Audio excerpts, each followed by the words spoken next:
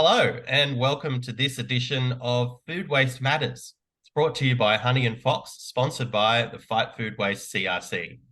I'm Andrew Robertson, joining you for a series of conversations with industry leaders on the front lines in the fight against food waste. We'll be discussing business, innovation, and how these concepts combine to reduce food waste in Australia and around the world. Be sure to check out our website, fightfoodwastehub.com.au, for more info about this series and for access to previous recordings, including transcripts, audio, and video. We're also on YouTube, so please subscribe to our channel. It's Food Waste Matters, all one word. Well, raising livestock is a food-intensive process. Historically, and at a smaller scale, families and farmers have supplemented animals' diets with food scraps, sometimes from their own kitchen. But in the modern world, there are some big risks associated with this practice, even though it would seem to be reducing domestic food waste. And in fact, swill feeding, as it's called, is actually an illegal practice in Australia for pigs due to the risk of disease spread. But what if there was a way to recover food waste at a larger scale, process it to remove any disease or health risks, and create a new supply for livestock such as pigs, chickens, and also aquatic creatures?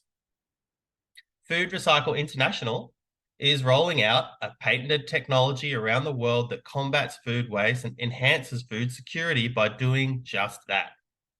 In Australia, the company has collaborations with OzHarvest, CSIRO, and the University of New England, amongst others. To tell us more about this is Norm Boyle.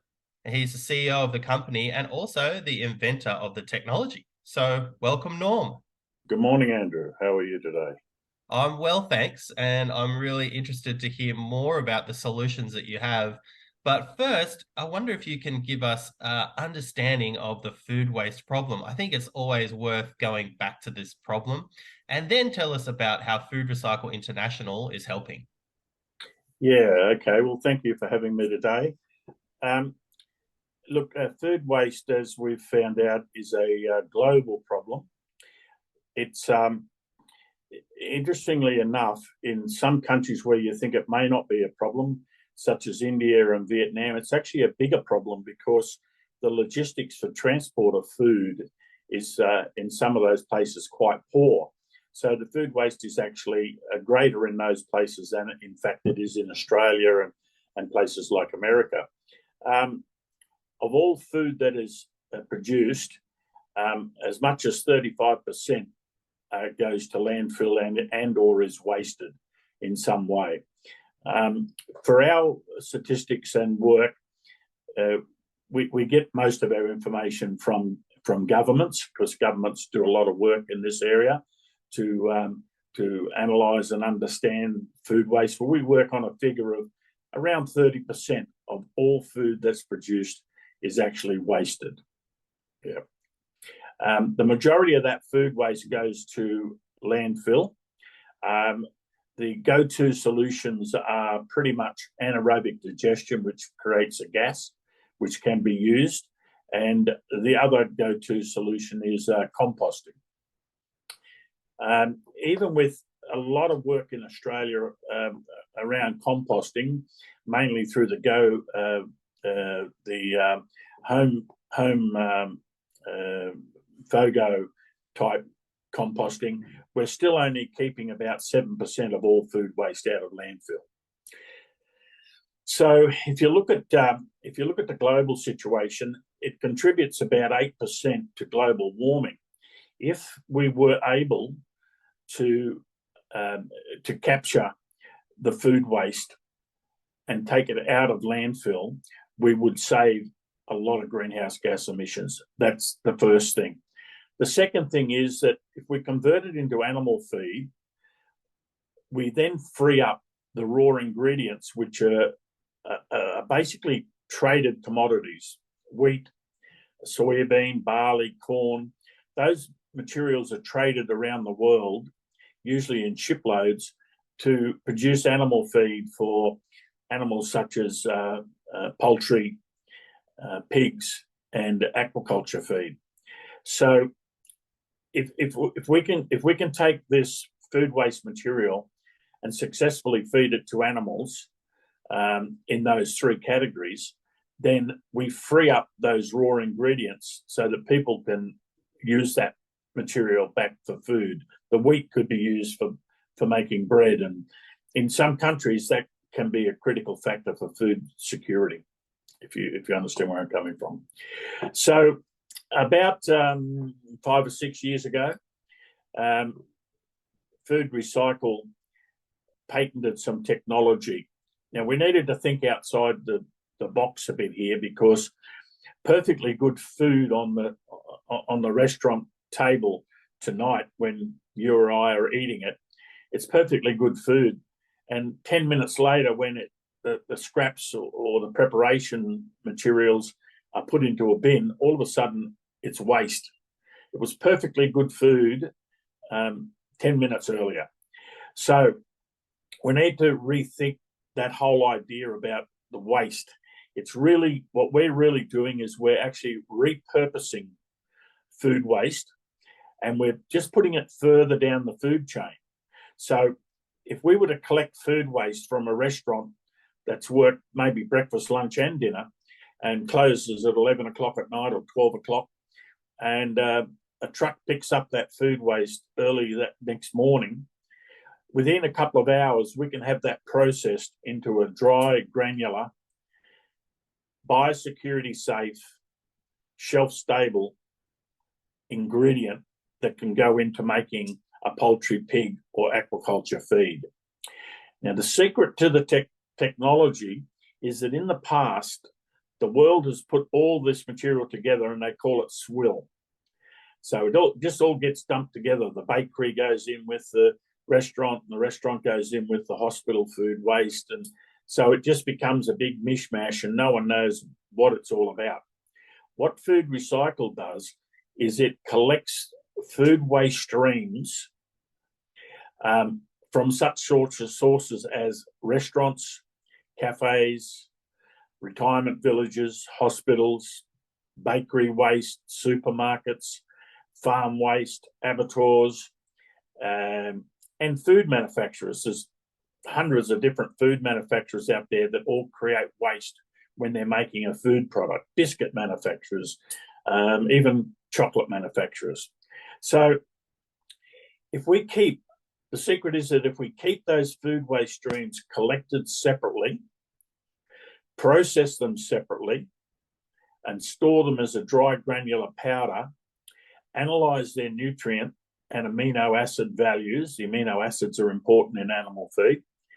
If we then take that information for that food waste stream and we put it into a feed formulation program that we've developed with the University of New England, then when we know what we want to make, and there's lots of different feed formulations. For example, poultry might have a dozen different feed formulations for the different stages of the birds. So, and pigs will do the same. They'll have weaner, grower, and different feed formulations. Aquaculture, you need a different feed formulation for virtually every fish. So what happens is that we have the feed formulation that's required, which might be a certain amount of protein and a certain amount of other minerals and a whole bunch of amino acids. So what we do is we have 6 or 8 or 10, even up to 20 food waste streams that are being processed from different sources, kept separately. We then analyze that material, put the information into the program, and the program will actually select the correct amount of material from each of those waste streams to formulate a complete feed. So it will, and that's repeatable, which is what the industry needs. It doesn't want poultry feed today at 20% protein and it's 15% tomorrow. It needs 20% protein every time. We need to nail it. And some of these ingredients are down to 0.01% of something. So the feed formulation program works because we have a large number of separate food waste streams available. It's a bit like if you're going over to, Andrew, if you're going over to grandma's on Sunday meet up, she's going to go to the pantry and she's going to pull out some ingredients to make a cake for you, and that those ingredients are a bit like what we have in our silos, and she's going to blend those into the perfect cake that she knows. She's going to have a cup of this and half a cup of that, a little bit of this and a pinch of that. Well, that's what we do successfully, and we can repeat the animal feed profile every time, if that makes sense to you.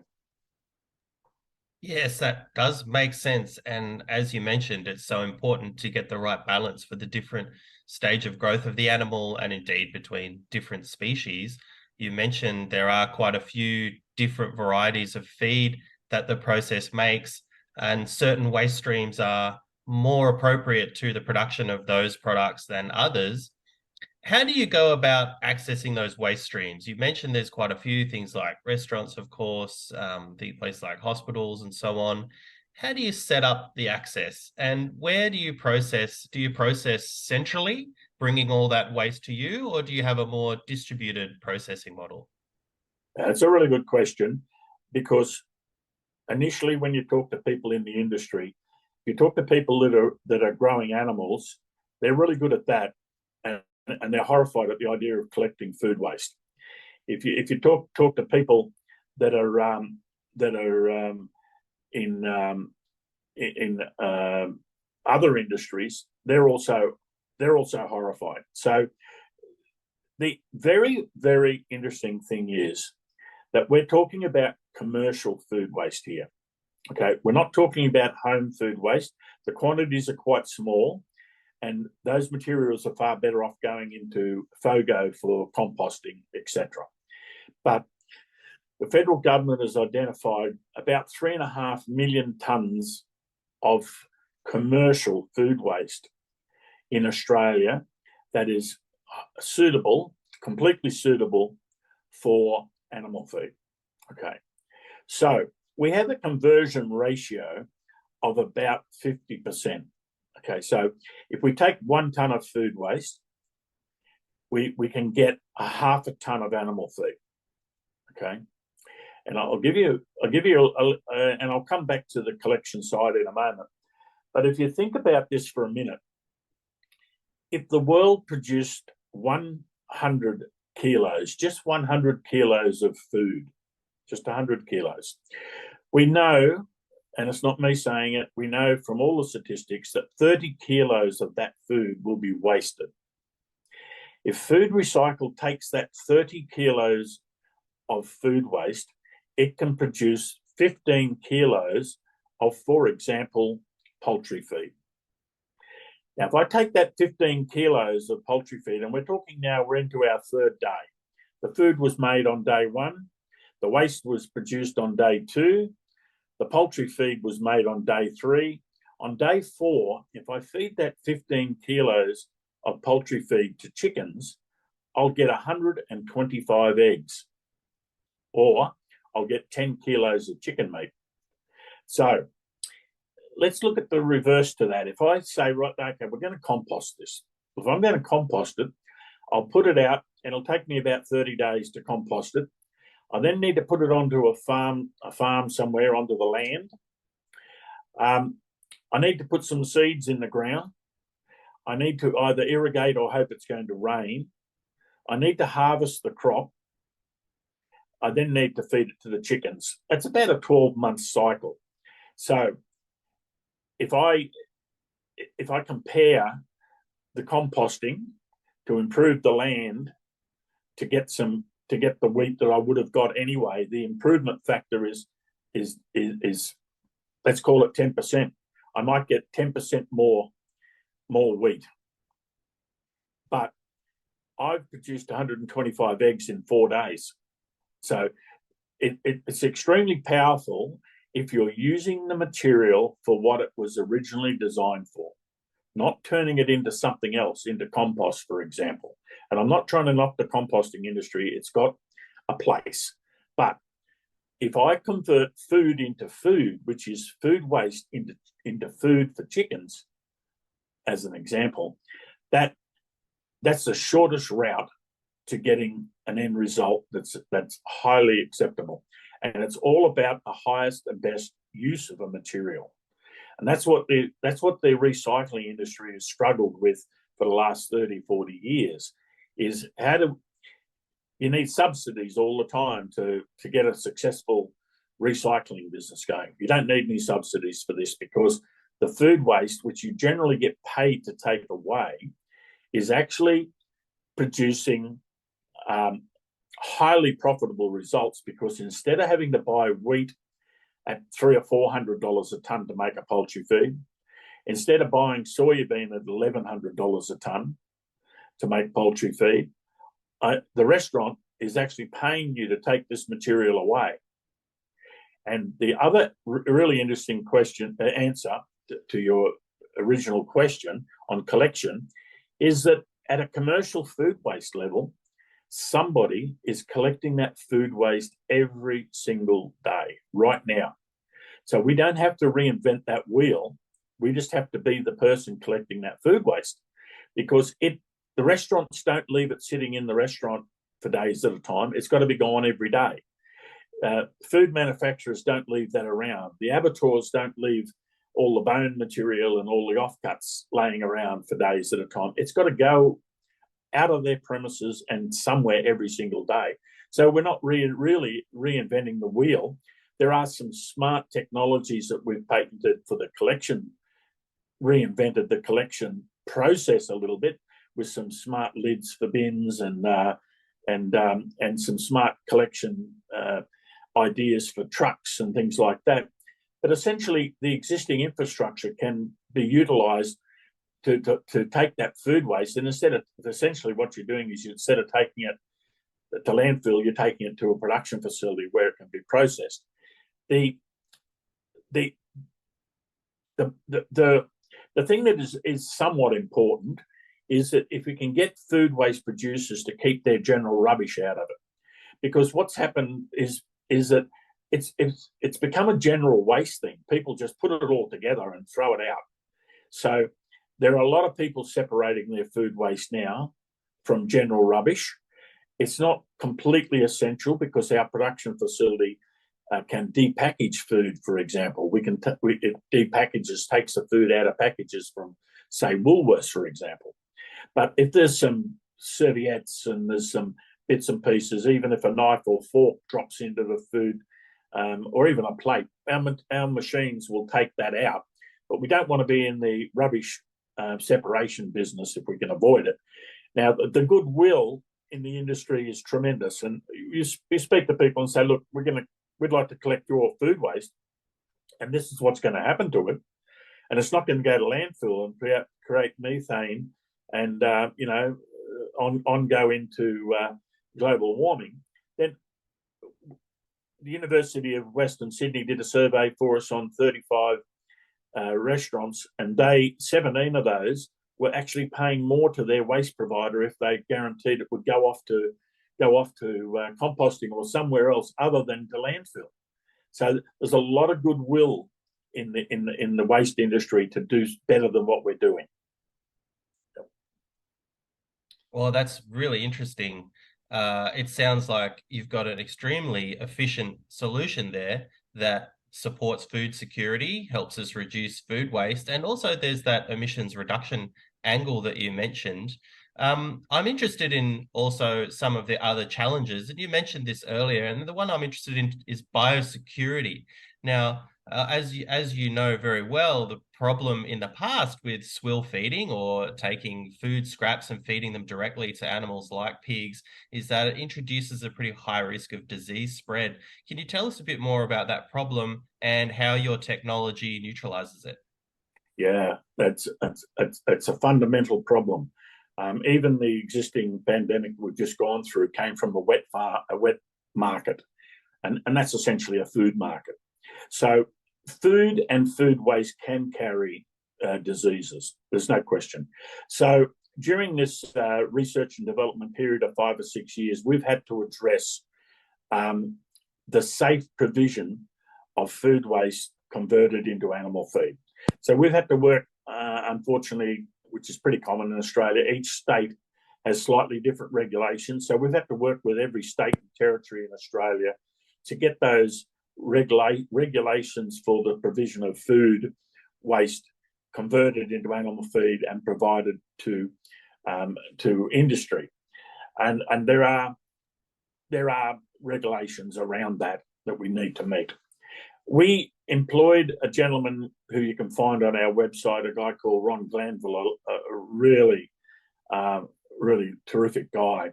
He was the Queensland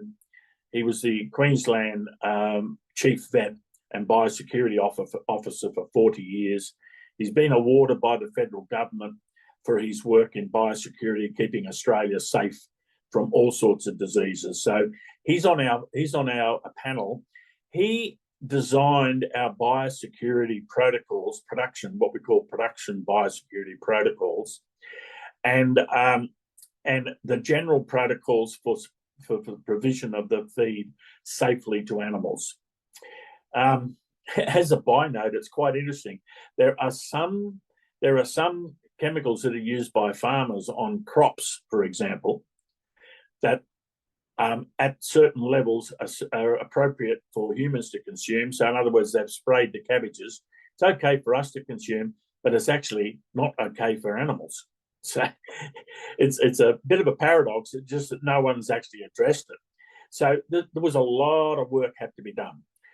The bottom line to all that is that we have what's called a biosecurity step within the production line, so that all the food waste goes through a dehydration process to start with, and the material comes out as a dry, granular powder at sub 10% moisture.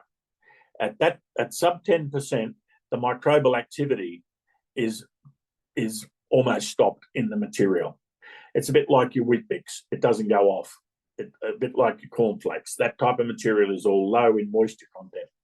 Now, what happens is, in line on the production process, the biosecurity step is a time and temperature step to kill all known, and I mean all known, diseases that could be carried with the food waste. I'll give you the worst example. Australia imports pork from overseas. Those pork products could carry African swine fever, which has killed about a third of the pigs internationally. It's a very deadly disease for pigs. Pork could come in, Andrew, and you and I could sit down and have a nice big pork chop tonight and it could have African swine fever. You and I are not going to get sick, or we're not going to suffer. Cooking won't actually kill it. And we could throw the pork chop out, the bone out, it goes off to landfill. A feral pig could come in and grab that, and the pig won't get sick, he'll die. They just die from this disease. It's a very deadly disease, and it would be spread across Australia. And everyone knows the feral pig problem is huge. Birds could come into landfill and get this material. So if you think about this for a minute, governments and local governments, state governments, and federal governments have a huge benefit from the food recycle process, because if we were able to collect the majority of commercial food waste every morning or afternoon or whenever it's collected, within a few hours, we don't store it, within a few hours it's through the production facility, it's then the next day, basically, it is biosecurity safe, which means that all known diseases and pathogens are being killed in that material, and it's sitting on a shelf, and the government has got that biosecurity step for that food waste at no cost, because it's part of the production process. You can imagine if we didn't have this, and you're saying to a restaurant, look, your food waste could be carrying diseases. We need you to do a biosecurity step on that material before you send it out with your truck to landfill. That cost would be enormous, the cost of it, and it wouldn't be practical. Whereas if we collect the material, it goes through the biosecurity step, and the government has complete biosecurity for food waste for all commercial food waste that is collected by this company. Yeah, it's such a big issue, and it's great to hear that you've put so much focus on finding a rigorous solution to the biosecurity problem, particularly, yes, African swine fever, a very dangerous pathogen out there. Norm, we're nearly out of time, unfortunately, but before we wrap up, I just wanted to ask you about how's it going? Maybe you can give us a snapshot of the Yep. uptake of this technology across agriculture in Australia and also a bit of a profile of operations internationally. Okay. Yeah. Okay. Being mindful of time, I'll be as quick as I can. Um, Food Recycle is essentially a technology company. We've developed all this, and our marketing of this technology is through a licensing program, which is fairly common around the world. You license technology to somebody who then actually operates it. There's no way we could get this technology out across the globe without a licensing program, because we would have to, every time we do a production facility, you're talking, $20 million or something a bit more than that.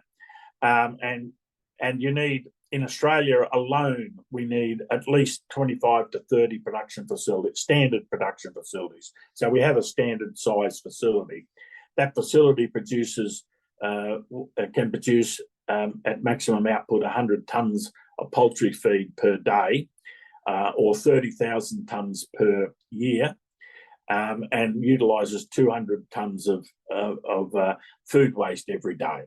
So we've licensed OzHarvest Ventures, which is a for-profit arm of OzHarvest, and they're working with a large, it's a bit confidential at the moment, but they're working with a large collection, Australian or international actually, collection company, and they're raising the capital at the moment to build the first production facility, the first of 7 that they intend to build, one in each state in the next, between now and 2028. So Australia and New Zealand has been licensed and they're up and running. We're very pleased with the way that's going. They'll build their first production facility next year. With a bit of luck, it'll be finished by the end of next year. Internationally, I'm working with the World Bank and the International Finance Corporation out of Washington, D.C., and they introduced me to many of their existing clients around the world. I've physically been to a dozen countries in the last 9 months to meet with potential licensees. 2.5 months ago, Food Recycle International licensed one country. Again, it's under a confidentiality agreement because they're in the regulatory approval stage. And that country is building 10 production facilities over the next 7 years. That is a contract for Food Recycle International for over $250 million. So 254 million on the current exchange rate. So, and I'm working at least with another 12 countries globally. But the figures are a bit stupid because when you consider, I'm working in India, for example, and we've done a lot of work. We have a food waste resource team that travels to countries, does a survey on the food waste and what the resource is, where it's going at the moment, what they're doing, how much of it is there, what type of waste is there, and we essentially work out how we can utilise the food waste in a country. We've done that in Hyderabad, for example, and India is broken up into about 4 different regions, but the big company that we're talking to there, it says that they would need 1,000 production facilities to meet the food waste demand in India. We're working in Vietnam, and they're talking about 80 production facilities in Vietnam to meet the food waste, just 20 in just the Ho Chi Minh area. Now, they don't have to be, they can be, the production facility that we've designed can be expanded up or reduced down in size. So we can meet smaller countries in Africa, for example, if we've got somewhere that needs a smaller production facility so we can meet those. So the numbers are pretty stupid, but they're driven by the fact that the food waste is available. It's all about the food waste. And the facilities need to be pretty much where the food waste is. So this is not have one big production plant out in the middle of New South Wales somewhere and carry all the food waste out to that. The first facility in New South Wales is likely to be at Parramatta, and just within the Parramatta region, there's enough to drive that one production facility.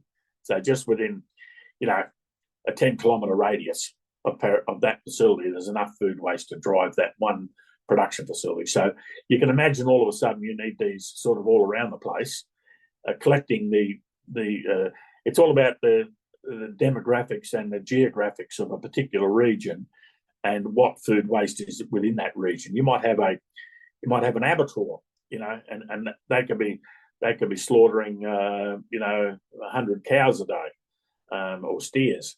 And so you've got all that food waste. So that will be driven to some extent by that raw material or that food waste stream and whatever else is available. So it's a matter of saying, right, if we go here, we do a food waste resource report, understand what's within that geographical region, and then put in a base case production facility or two base case production facilities or whatever.